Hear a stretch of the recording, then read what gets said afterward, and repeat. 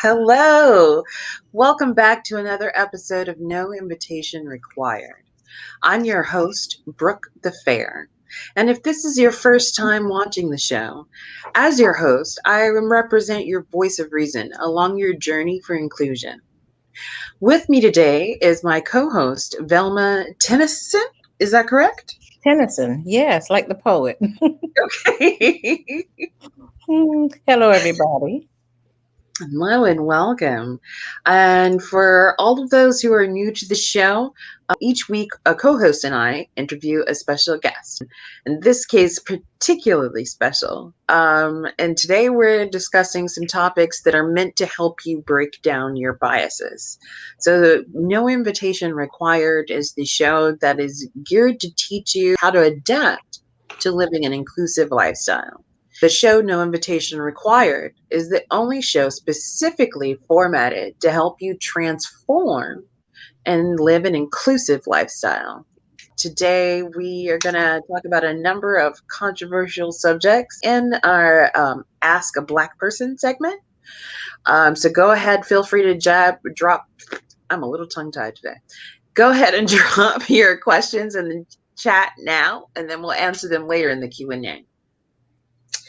Now, before we officially start the show, we do have to recognize our sponsors and partners. So the StreamYard Pro was generously donated to us by the Beyond Normal podcast. And remember, when you subscribe to the Bias Rehab channel on YouTube, you're not just supporting the Bias Rehab Center. You're feeding hungry communities, you're educating school-aged children, and you're funding Black tech startups. Because 30% of our profits from our YouTube channel are donated to nonprofits who empower the Black community.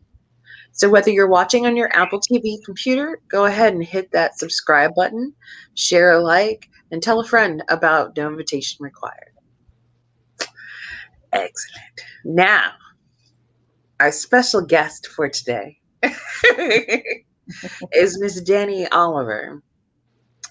Danny Oliver is the mastermind behind Beers Giving.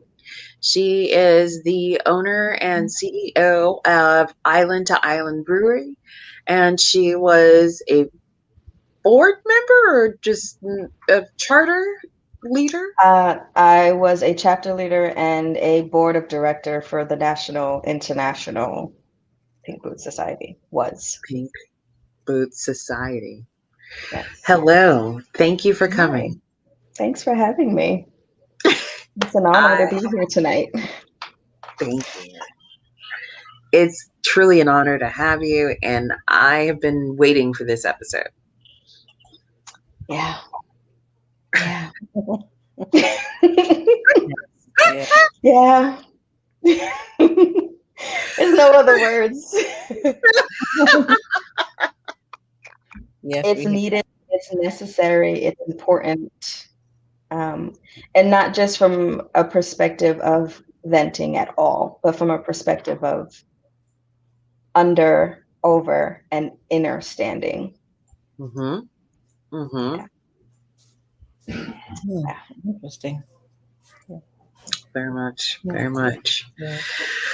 Well, Miss Velma, before we get too deep, you were, when I told you what we were discussing tonight, tell us your first initial reaction, what you told me. Oh, okay. Well, I too don't want to seem like I was just venting. I wonder when we talked about this, is it the same way I feel from my end? Is it the same way I feel when I see interracial couples? And it makes me ask myself, do I have biases and things like that? Because I could imagine what the slave master's wife thought compared to what I think sometimes. So without venting. Right. That's a good answer. Thank you. Okay. Well, Danny, I wonder if you'll go ahead and tell us about Why is the subject actually, before we get into the meat, we're going to start with a little amuse-bouche, shall we say, an appetizer, so to speak. So our first topic is recognizing a good DEI plan or program. And so, Danny, why is this particularly important? Why is the ability to differentiate between a good and bad DEI program, why is that important? I think it's important because it gives us a baseline. It gives us something to look at and say, hey, this is what is working. This is what is addressing the needs. And this is what's filling in the gaps, right? You can't just use words and say, here's a word that means we care and it's done. No, you need to have an FAQ. You need to have an orientation that's not 1 hour long. That's not a PowerPoint. It needs to go deeper. It needs to be nuanced. It needs to be niche. And it needs to answer questions that you can't anticipate. And so it's not something that can be done in response. It's not something that can be done because it's cool and trendy, because it's a hashtag. And it's not something that can be done in a year, especially not by people who don't have melanated skin. So that's why it's important to look at what a good plan is, because a good plan damn sure did not start yesterday and did not start because of 2020. That's awesome. Yeah. Question for either of you, a little off script. I personally have seen a huge increase in the amount of diversity and inclusion plans. Mostly I've seen Black women, or let me say the first wave was Black women. And now I'm seeing another wave of other people coming in, other nationalities. You noticed that? Yeah. Yeah. I just want to bring up right quick as you go into that, Cornell University. So we didn't get to talk about who's doing good, but in just to support your statement that there are other people now coming up in the DEI space, that would be Cornell University, who's offering a DEI certification program with no diversity grants, subsidies, or discounts. So if you Black and you ain't got money, you cannot be certified in diversity, equity, and inclusion through this university. Continue.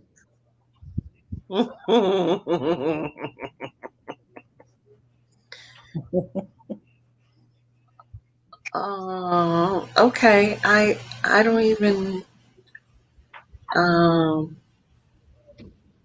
Vilma, you got me. Listen,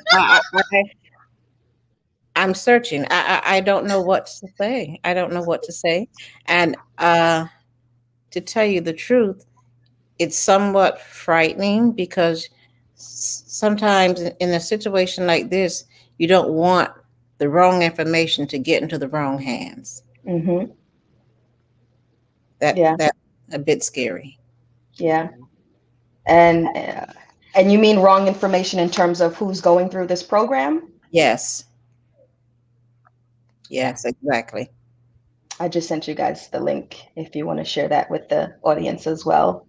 I will also share with you later. I'll publish this so that you can put links in the YouTube channel. I'll share with you the email that I sent to Cornell asking about any programs that they might have for underprivileged, underrepresented individuals who would like to go through their program, where they specifically tell me, no way, and offered me a $500 discount if I signed up right now. Oh, man. I'm not putting that link in the chat. No, I'm not sending people their way. Thank you, though. I'll put it in my pocket. Okay. Okay. So Sorry, I yeah, didn't mean to like take the breath out of you ladies. no, it's okay. Um, I yeah, I feel like I think maybe some changes were moved in my sing, but I feel like that's pretty much a good entree. You know what? We had a good entree. So I mean, excuse me, appetizer. Mm-hmm. Um, the slave master's wife. That's really what people were talking about. That's where we want to go. Mm-hmm. Why, Danny? Can you tell us why this particular topic is so relevant? Why and important that we talk about an individual in history that is not often explored? I think it's important because it has to do with knowing where you come from, what some of the stressors or all of the stressors were that our mothers and our grandmothers and our great grandmothers were dealing with, some of the Mhm. pains that they were going through, and the toxic messages that they transferred from generation to generation that led to the building of belief systems. Like the current system that we're on is so difficult to dismantle because it's a belief system that has been reinforced generation after generation without understanding where it was coming from. It was just done, right?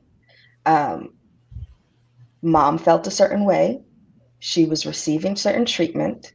And so she tried to change her situation by changing her daughter, by controlling her daughter, by telling her, this is what you got to do, right? This is how you protect yourself. For many women of color out there who have dealt with domestic abuse, they were taught always keep a pot of beans or a pot of grits hot on the stove. Mm-hmm. And Mm, that was, if the man comes home and he come in attacking drunk, you got that hot pot and you just need to fling it. Mm-hmm. So we have to look at where these ideas come from. You know, why were you taught to believe that you can't trust a man? Why were you taught to believe that you are owed certain things that no one else is owed? And now bringing it to Karen, because I feel like I've been dancing around this. When we mm, look at Karen and the birth of Karen, we have to look at what she was going through when her trauma started. Mm-hmm. We are pointing fingers and we're not looking at everybody's trauma. If we want people to look at our trauma, I feel like we also have to address their trauma. Because mhm. then when we break down that smoke screen, we can start to talk to each other as peers and not as I'm better than you. Who the fuck do you think you are? Excuse my language. Mm. And that's the situation we're in. Karens of the world are looking at melanated women and saying, huh, no, no, no, no, no. You don't have the right to speak in my arena. You don't have the right to be on my level. And if I dare think you're smarter or wealthier than me, then it's gonna be my life goal to beat you down and put you in your place. Why is that? Well, this started with something called the Teon laws. The Teon laws in the late 1700s were designed to help support a class system by not allowing certain people, specifically the melanated people, to look, dress, talk, walk, even fuck like white people. Mm. You weren't even allowed to legally enjoy sex. Why is that? Because it offended Karen to have to listen to her husband go downstairs and sleep with the brown woman that lived in her house and hear her enjoying her husband while her bed was cold. Mm-hmm. And how does she make up for this feeling of loneliness? How does she make up for this trauma? This is the only life that she has. She doesn't have a job. She doesn't have education. She doesn't have a purpose other than to make babies and be a wife.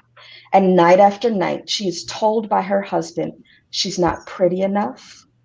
Her ass isn't big enough. Her breasts aren't luscious enough. Her skin isn't soft enough. She doesn't sing as sweet, and she doesn't taste as sweet. Do you think that they literally said those things to one another, or are you talking about nonverbal communication? I'm talking about what must have been going through Karen's head. Oh, okay.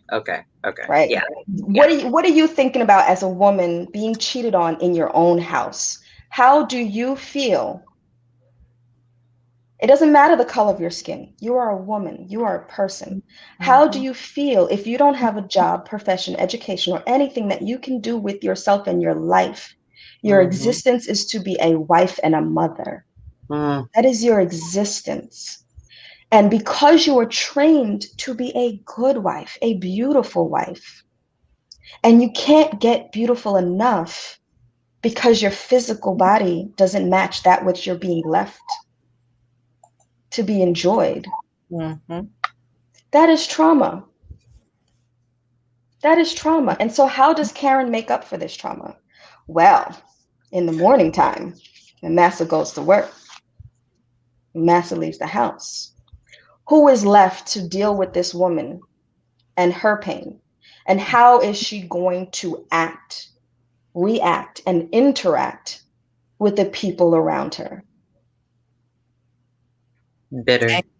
Anger, yeah, bitter. Mm-hmm. Mm. And what women during the era of the Tion laws, before the Tion laws came up, were saying was her hair is too beautiful. She can't be walking around with that hair. My mother taught me my entire life your hair is your source of beauty.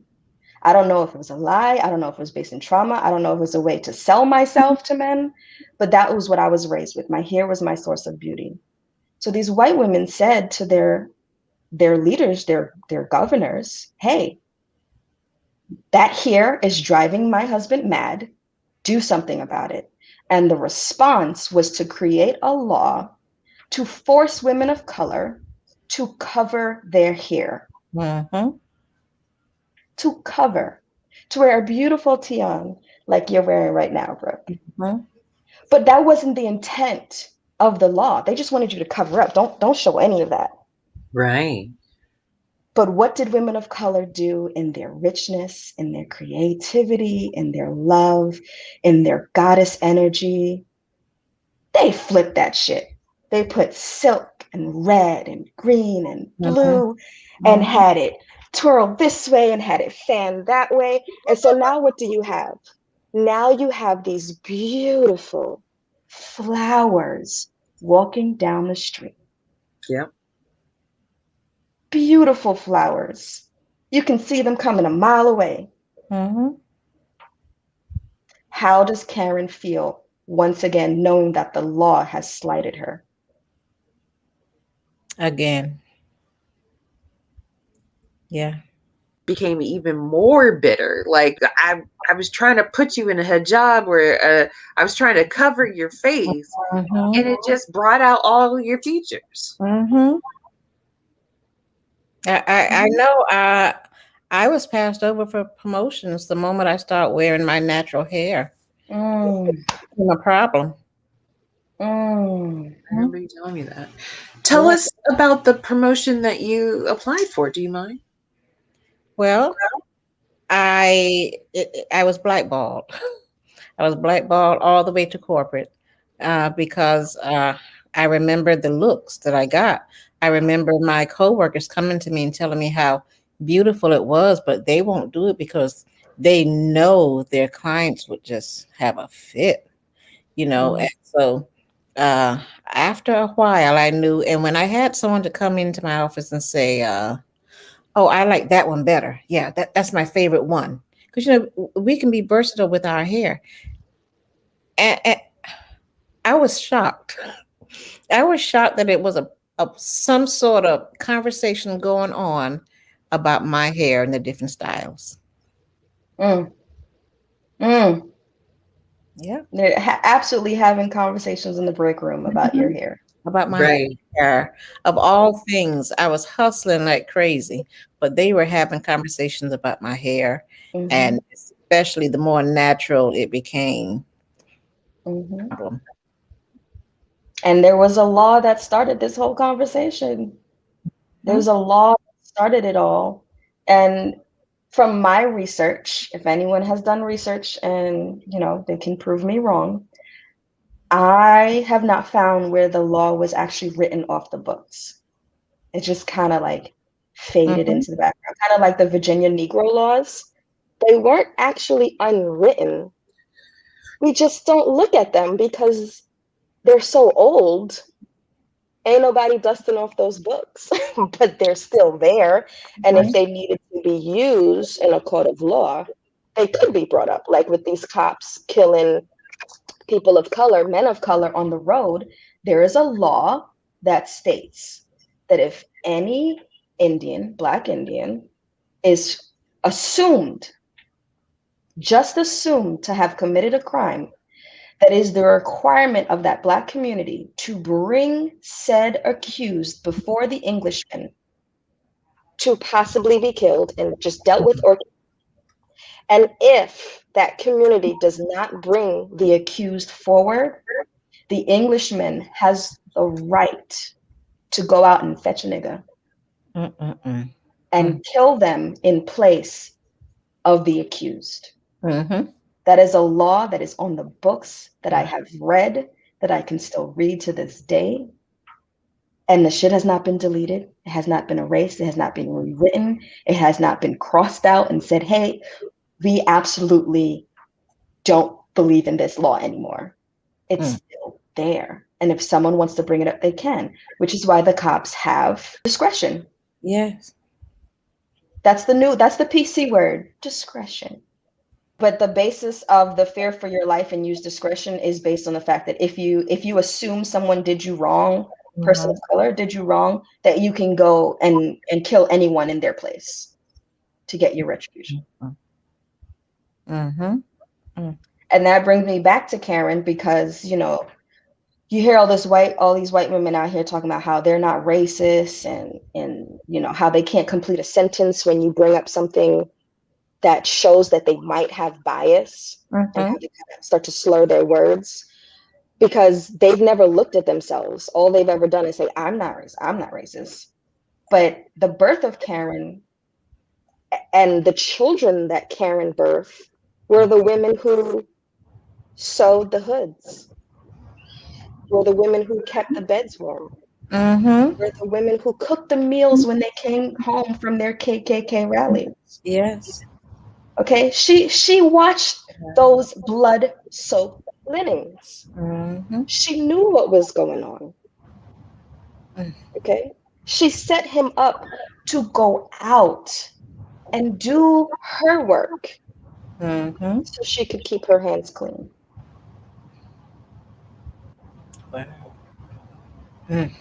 This is not me placing blame. This is me looking at history and looking at what has been done through time and through law to get Karens to where they are today, to get Karens to say, I don't think you belong here.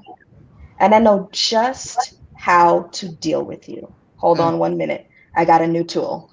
Ha! I got the cops on speed dial.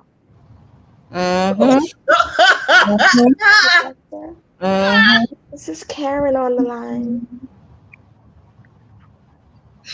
I didn't know. I was like, oh, she really going, oh, okay. Wow. That and it makes us so afraid for our men. It makes us it's an everyday thing, isn't it? Yep. It is. It is. When Black Lives Matter first got started, back in 2016, I believe it was, I held a memorial, and everyone thought I was crazy. I held a memorial for the living. It was a session for people who were living to come mourn the living. And people were like, how can you do that? They're not dead. I'm like, you have to understand. People are out here mourning the living. They are fearful because they don't think that their men and their children are going to come home. Mm-hmm. They need space to deal with that trauma. It hasn't even happened, but they can feel it in their Yeah. bones. Yeah. They're crying the tears. If you have a conversation with them, their words are no different when they speak about the living or the dead. And I wanted to create space where they can come and receive a hug, receive a healing concoction, just talk and be amongst other people who felt the way they felt. Mm-hmm. Well, can I ask a question? Mhm. So, do you think that fear was more prevalent with black women than black men, or do you think we felt it more, or did we vocalize our fear more? I think from my experience in my little tiny corner of Brooklyn at the time, it came from women. Mm-hmm. I can't say just Black women because I my experience crosses skin color. I don't Mm. just deal with one community, and I know a lot of women who are white but have Black children Okay. or have, colored children Yes. Yes. who they were mourning for them all the same. It Mm-hmm. wasn't about being Black or white. It was like, shit, Mm-hmm. my kid might not come home. And I don't know who I can talk to as a white woman because I can't go to other white women Yes. Yes. with that fear. So I can't say that there's any instance where I heard from a man and it really stuck with me. But I think that's because, when I think about my partner, men's mentality is usually like, oh no, that's not going to happen. Like they're so optimistic, Mm-hmm. they can't let themselves go down that route of pessimism because they're dealing with so much repressed anger that if they start to feel it, they are fearful of what they might do. And they know they've been beaten into a certain place where they know I cannot show any inkling of anger. Mm-hmm. I can't show fear. So I did not get that sense of mourning from men because they've learned through their childhood how to keep that anger, that fear, that pessimism at bay. Yes, that's so true. I remember when I raised five sons, and I'll tell you, it was so different than my daughter. I remember the scary part was when they were ready to drive. And see, I'm in the South. I was raised in the North, and as an adult, I'm in the South. And I remember each time that my sons are ready to drive, and you know, when your children are young, they want to go to the grocery store, they want to go get gas, those things like that, because they can drive now. And I remember each time telling the other ones at home, if I couldn't send them two by two, which was almost just as frightening.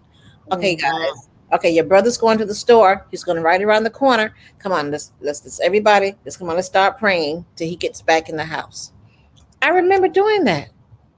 I Mm. was terrified because I didn't want him to be pulled over. I didn't.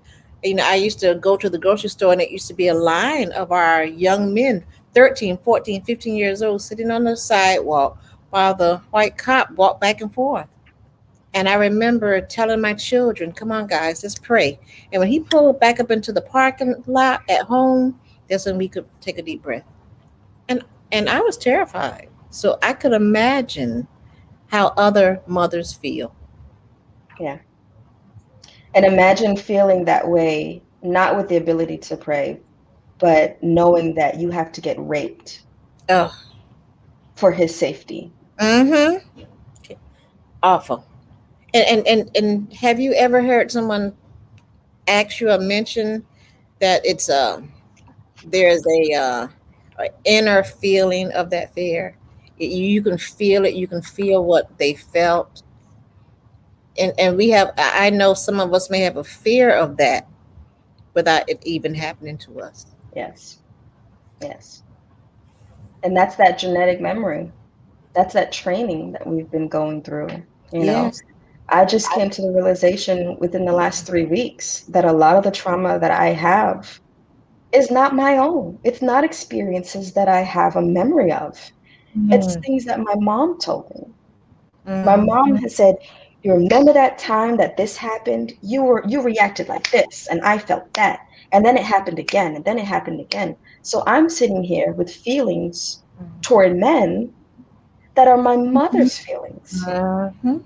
I can't find a memory in my head where this thing happened, but I'm trained to expect to be abandoned Mm-mm. when I've never been abandoned. I've had my father my entire life, but Mhm. I'm trained to expect him to abandon me. Mm. Wow. Mm. Okay. Okay. Well, so we want to keep the show about how to be inclusive, right? Mhm. So now that we've thoroughly helped and identified who the Karens are, can you tell us what are the top three things that like a present day Karen, okay, who understands and is seeing the error of the way she's looking at herself, as Michael would say, a man in the mirror. Mhm. Um, what are top three things that they could do to break free of these feelings or start to heal and overcome this? Mm.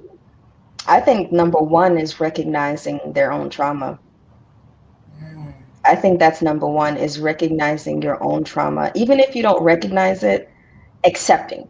Let me rephrase that. Number one is accepting that you have trauma. I think that's the first thing. Because Mhm. once you recognize that you have trauma, then you can speak to others on an equal playing field, saying we've both been wronged, as Mm-hmm. opposed to I'm better than you, I'm your savior. It's like, oh, Wow. you can't save me if you haven't recognized the fact that you have been wronged and that you're drowning just as much as I'm drowning and for Mm. different reasons, Mhm. but you're drowning all the same. And this They is do. easy to Oh, recognize when you're speaking to a white woman yeah. and she can't get words out. She needs to have buddies. She can't be in a conversation alone. Mhm. She can't, she's shaking. Her Yeah. heart, you can hear her heart beating, right? These are the things that I look at when I'm speaking to white women. When do you start to physically express your trauma, Oh.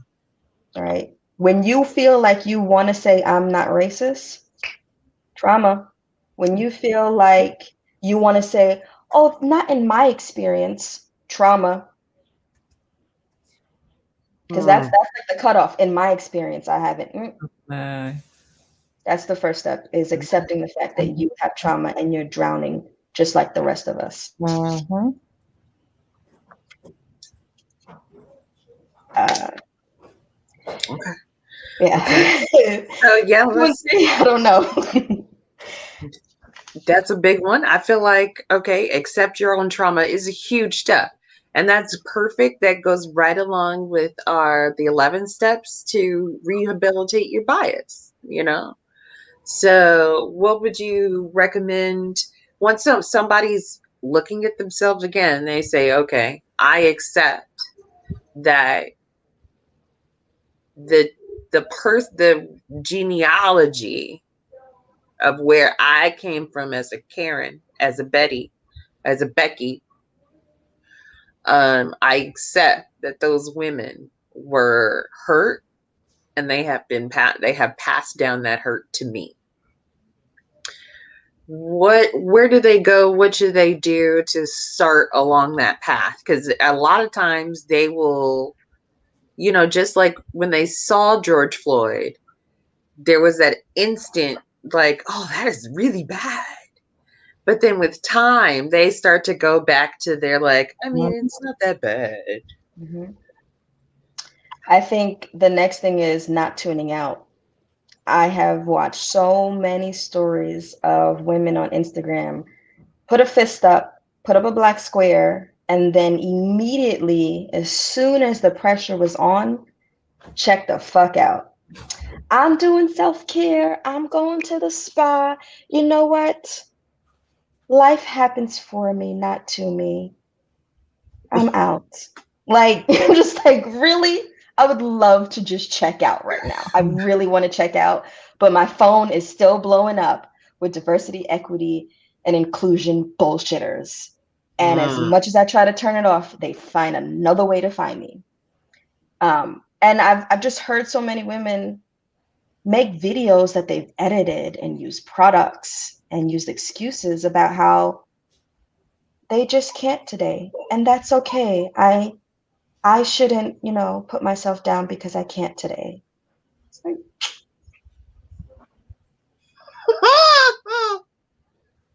you got to be in it, right? Like, I'm Mhm. glad that you found a raft in the middle of the ocean after Titanic went down, but chick, we're gonna have to take turns on that. You Mm. can't just go up on it by yourself whenever you feel like. Mhm. That was crazy in and of itself. Mhm. Sorry, I know Okay. that my tone is not necessarily welcoming, but I'm not in a welcoming mood at this very moment Mhm. because I You don't know, have the ability to check out. Be yourself. Be yourself. see? Mhm. And you know what? That's a perfect segue. So let's talk about that mood and what. Tell us about the experience you've had recently with it. And I don't mean to do this on purpose. The pink lady boots, is that what it is? Pink Boots Society. Pink Boots Society. I'm so Yeah. sorry. Yeah. Don't apologize. It's okay. My I- partner called it purple slippers. I don't care. I don't give a fuck anymore. No. yeah. I've been out here in these streets for the last 6 months the last year promoting their name. I walk into a brewery and everybody looks at me and goes, "There's Miss Pink Boots." Well, no. My name is Danny Oliver. I wear green hair. I hate pink. Yeah, so So ask me what you want to ask me. okay, so you were in pink boots, and so recently you had a sudden separation from pink boots. Can you tell us about that separation? So I was driving home from Florida back to Texas. Um, it was 1 degree in Texas when I hit the road. One. So hell literally froze over. Hmm. I got my family together. We got in the car and we said, we're going to hell because we need to check up on our shit. And we drove through not one, but two treacherous storms that hit the South. And part of the reason why I made the decision to travel was not just to go check on my property, but because I needed to be in a place where I was prepared to join the very first official board meeting, which was my technically first day of work. I could not let anything come in the way of starting this new role. No excuse. No excuse. Even though I had received excuses from many people within the organization, I wasn't going to be the one, I told myself, to have excuses. And so we were slipping and sliding on the road. We were driving on side streets. My daughter freaked out for a moment because she's like, "Mommy, this is a ghost town. There's no one outside." And I just tried to turn it into an adventure for them so we can get through and get home, check on our house. Our house was leaking 10,000 gallons of water. So I was just doing my best to get where I needed to go.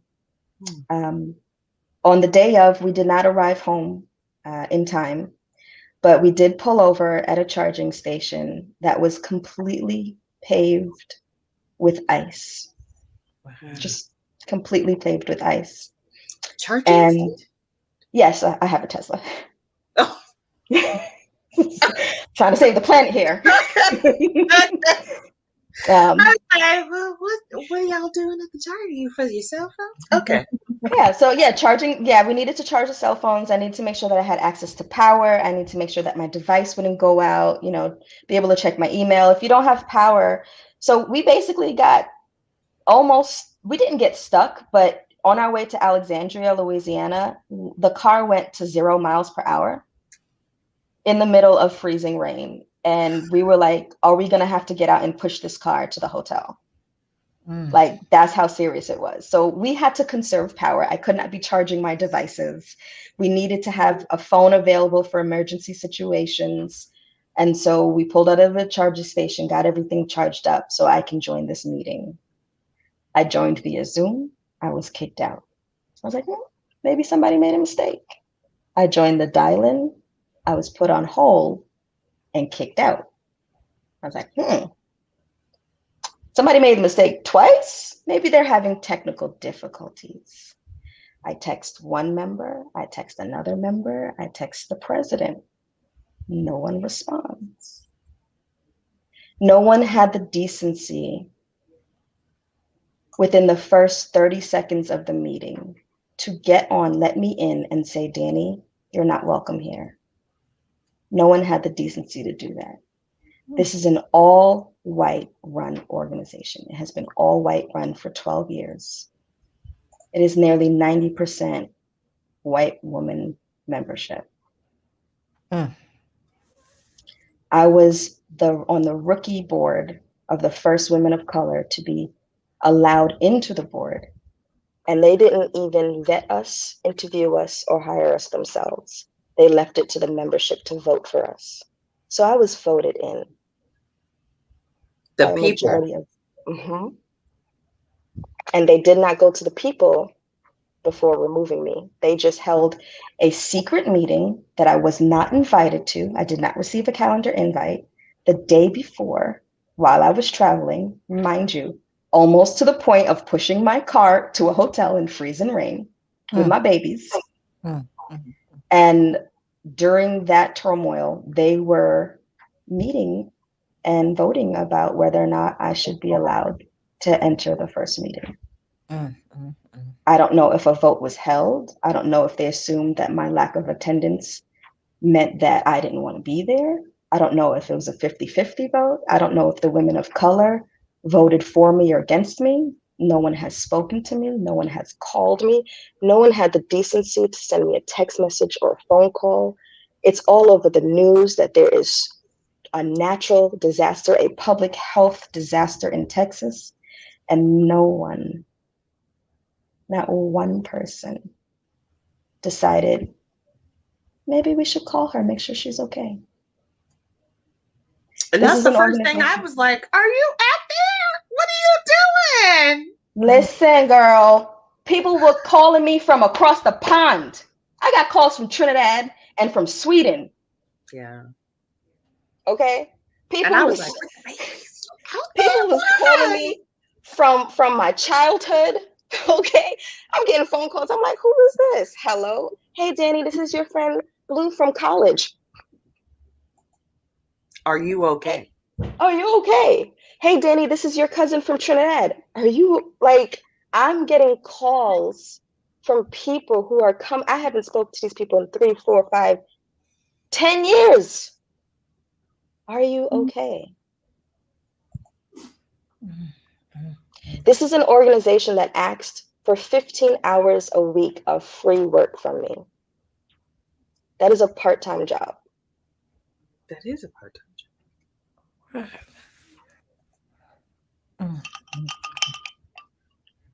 Okay. Miss Velma. Yes. In your I think there was a story once upon a time where you were telling me that somebody was looking at you from across the room. No, that doesn't ring any bells. I have some. So many stories. Refresh my memory.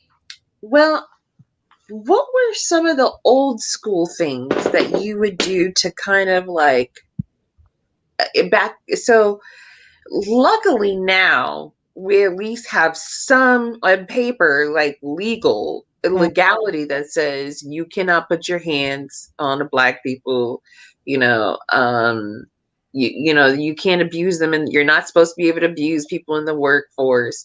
But that wasn't always there. No, it wasn't. It wasn't always there.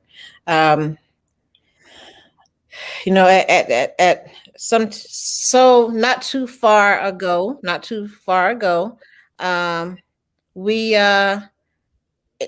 you didn't quite know what to do. If you didn't have somebody there in HR or someone that you could speak with, sometimes I have given up. I have given up opportunities. I remember I had a Karen that she was my immediate supervisor. Then we had the big boss who would sit in his glass office to see everybody. He would come out every once a week and go to each desk, and I was the only black woman there, only black person in that department, and that was a prestigious department. It was the trust department then. Mm. And he would come out, and back then, before the cubicles, you had the desk in a row, just like you see on the television. And he would go to the desk, and he would say how his words were, "How is it going?" And so he would go to the first row, go back to the end, and he would cross over. And I was the second from the front because the first desk was the supervisor. And he would go to each one and come up and get to the person behind me, ask them, "How's it going?" It was a bunch of women. I was the only black woman. Past me, he would walk past my desk openly and go to her, who worked directly with him, and talk with her and go to his office. And I'm sitting there like, and mind you, I was young. I was about 20. I had my parents made sure I was educated and things like that. So I was able to get a good job from high school. Um, I graduated at 16. So I had, I was good at what I did, thank God.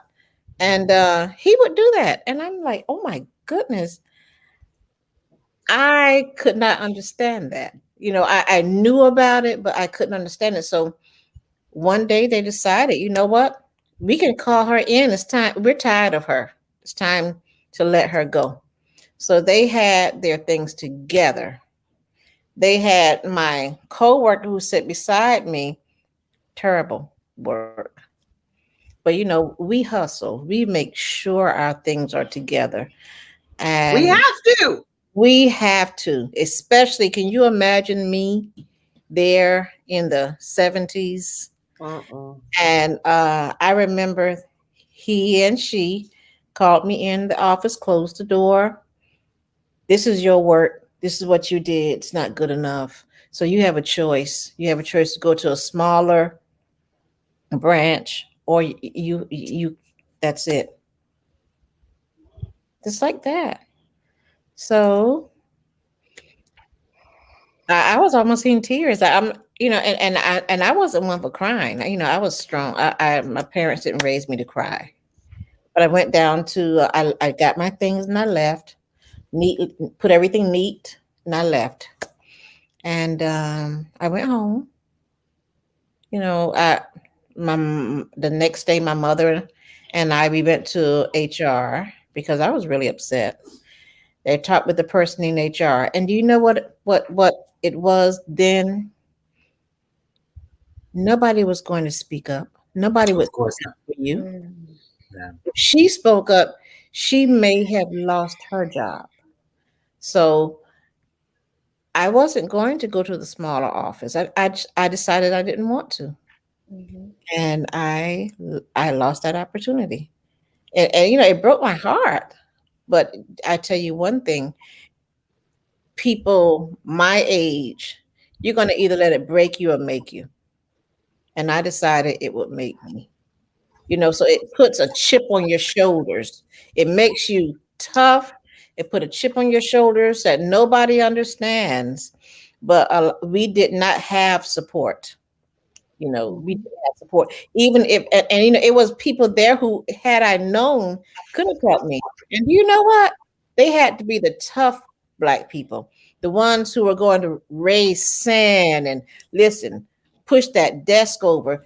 It's unfortunate that you had to have that to have help. But that's how it was then. And guess what? They were Karens on top of Karens. Mm-hmm. Yep. It just made me think of all of my stories, very similar to yours. And I just want to add to your story that all those women sitting in the room, Mm-hmm. they would call me and express their anger and go right back to work. Yeah. And they have no single threat. I want to, number three, we were looking for number three. Mm-hmm. Number three is know this. You will not lose your job or position or name or whatever it is you fear losing because you stand up. Mm-hmm. You will not lose it because the thing will fall without you. Karens have imposter syndrome like a motherfucker. Mm.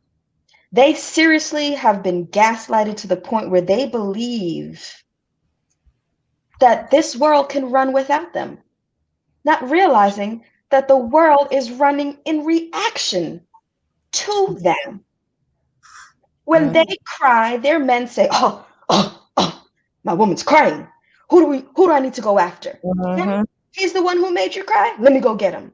So Mm-hmm. if you go and cry and say this ain't right, Mm-hmm. you're not gonna lose. But why would you not cry in that situation? Because that bitch was doing better than you. Excuse my French. But that's what they're saying. Mm-hmm. They're saying to themselves, that bitch was making me look bad. So we got to get rid of her because she's too smart. She's too young. She's too pretty. Her skin ain't cracking. Hmm. You're going to want to fuck her more than you fuck me. You're going to want to buy her things that you don't buy me. Yeah. Meanwhile, he was careful not to look at you, not to see you, not to talk to you. But Yes. she don't see that because what your supervisor experienced was him going to every single woman in that room, behind her including, and saying the same thing within earshot. But she wasn't counting when he was saying it. She was just hearing it over and over and over. So every day, directly behind her, she's hearing him talk to everyone. I bet you if you find that woman today and ask her if he ever asked you how it's going, she would tell you, yes, you did. Mm-hmm. Because she didn't sit there counting. She didn't sit there looking back to make sure that he spoke to you. Mm-hmm. She just heard him go through this routine of asking every woman. Yes. Oh my goodness.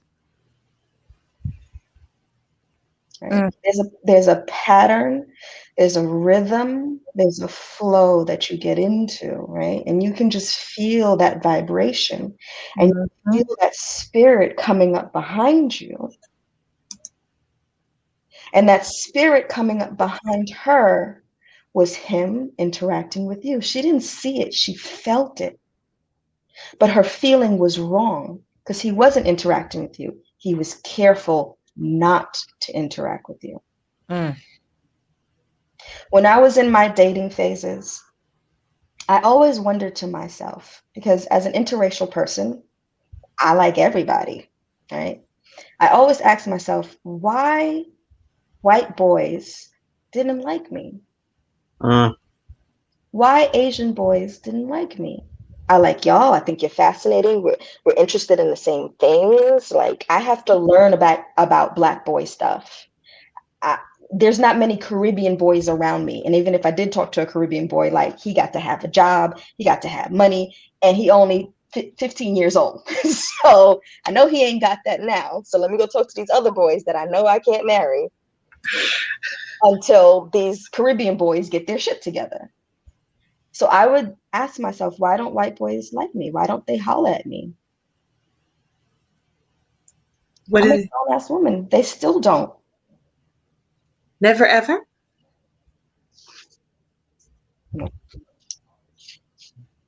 I've never been asked out, hit on, approached by a white man. Never. What would their white women think if they came after me? It wasn't until I spoke to a Chinese gentleman who I had a really big crush on that I came to understand this. And he said, Danny, it's nothing against you. It's just that you're too strong, which is like, okay, that's definitely against me.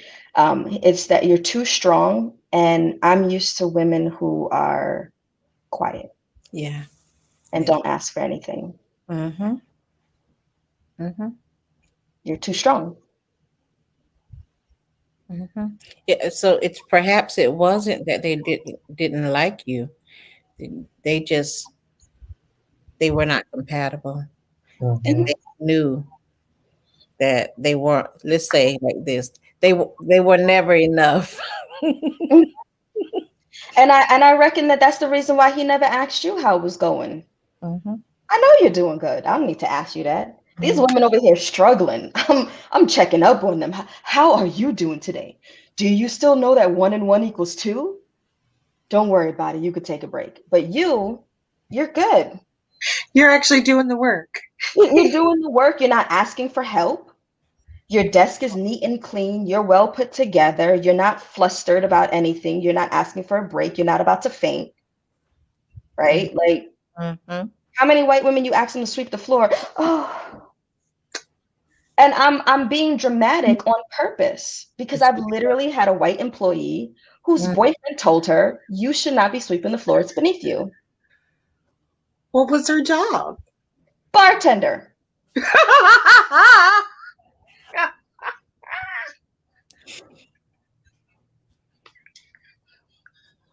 Mm. I've been in liquor since I was 5 years old. I have never seen a day where the bartender did not sweep the damn floor. Mm. But here he was telling her that sweeping the floor and mopping the floor was beneath her. I'm like, shit, wait till she got to clean the toilet. Hey, In a brown skinned woman owned establishment. Oh my goodness. they don't know any better. Bless them. But this is really this sheds a lot of light on the Karens for me. Yeah. Yeah, it does. Hmm. So Danny, we've got over time. I think we're just going to cut the Q&A, but I, this has been an incredibly special episode Mm-hmm. to help people understand how important the it is for white women, and when I say white, I mean white adjacent, white people who identify with the privileged class, because as we all know, you can be more than blonde white woman Yeah. and be a Karen. So how important is it that the people watching understand how harmful and traumatic their attack is? Can you tell us a little bit about that? Um, I don't know that anyone who would attack would be listening. I think that at this point in time, they would have checked out. And so I think it's important to speak to those who are still listening and who will continue to listen later on down the line. Mm-hmm.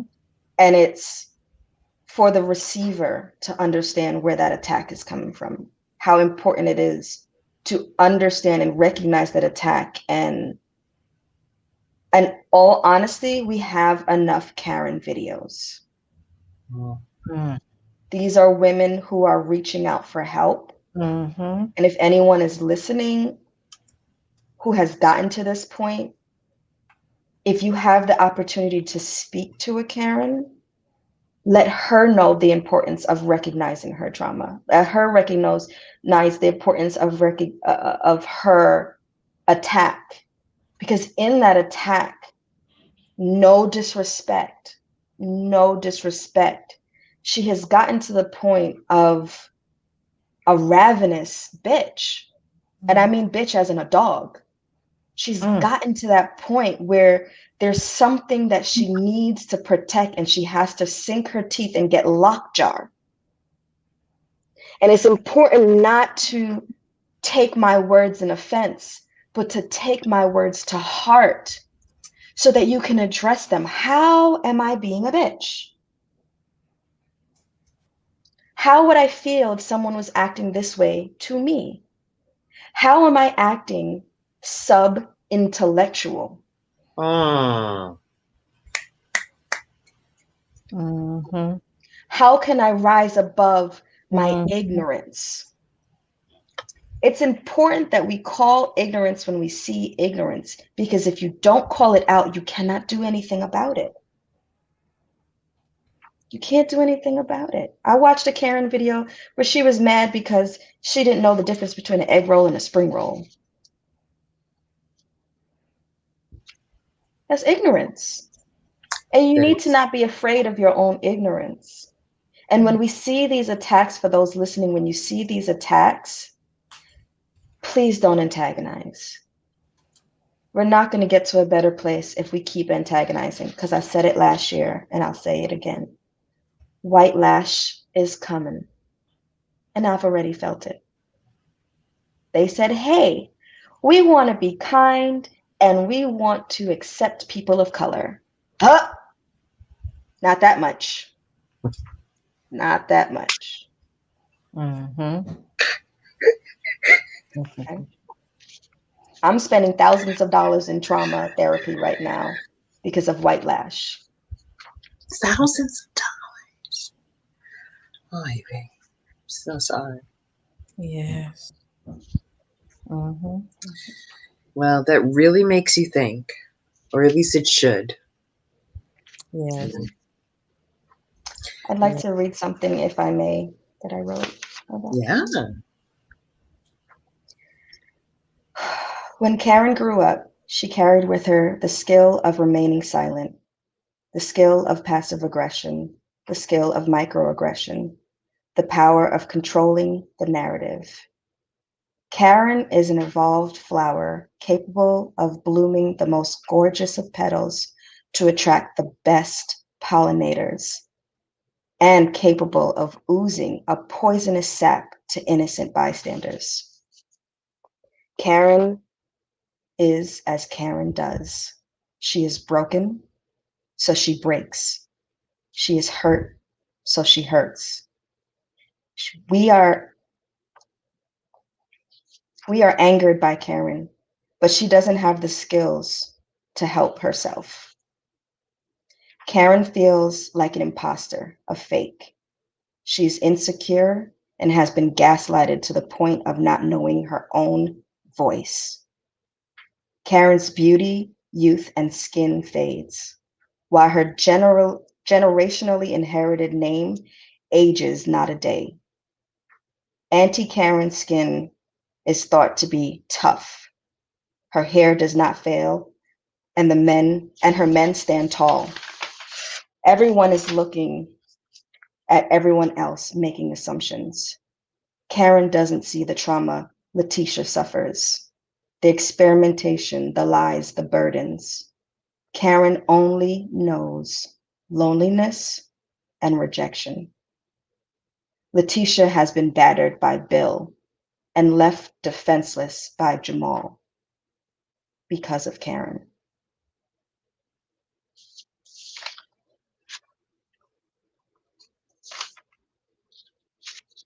Mm-hmm.